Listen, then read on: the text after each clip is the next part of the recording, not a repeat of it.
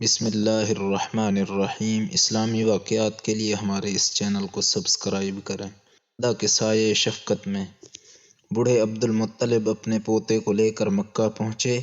ان کا دل اپنے اس یتیم پوتے کی محبت و شفقت کے جذبات سے تپ رہا تھا، کیونکہ اب اسے ایک نیا چرخہ لگا تھا جس نے پرانے زخم کرید دیے تھے۔ عبد المطلب کے جذبات میں پوتے کے لیے ایسی رقت تھی کہ ان کی اپنی صلبی اولاد میں سے بھی کسی کے لیے ایسی رقت نہ تھی۔ چنانچہ قسمت نے آپ کو تنہائی کے جس صحرا میں لا کھڑا کیا تھا، عبد المطلب اس میں آپ کو تنہا چھوڑنے کے لیے تیار نہ تھے، بلکہ آپ کو اپنی اولاد سے بھی بڑھ کر چاہتے تھے اور بڑوں کی طرح ان کا احترام کرتے تھے۔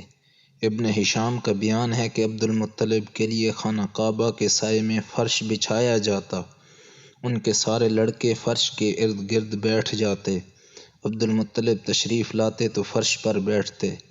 ان کی عظمت کے پیش نظر ان کا کوئی لڑکا فرش پر نہ بیٹھتا، لیکن رسول اللہ صلی اللہ علیہ وسلم تشریف لاتے تو فرش ہی پر بیٹھ جاتے۔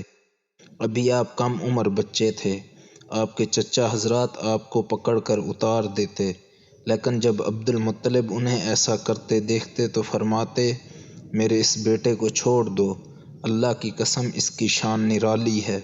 پھر انہیں اپنے ساتھ اپنے فرش پر بٹھا لیتے، اپنے ہاتھ سے پیٹھ سہلاتے اور ان کی نقل و حرکت دیکھ کر خوش ہوتے۔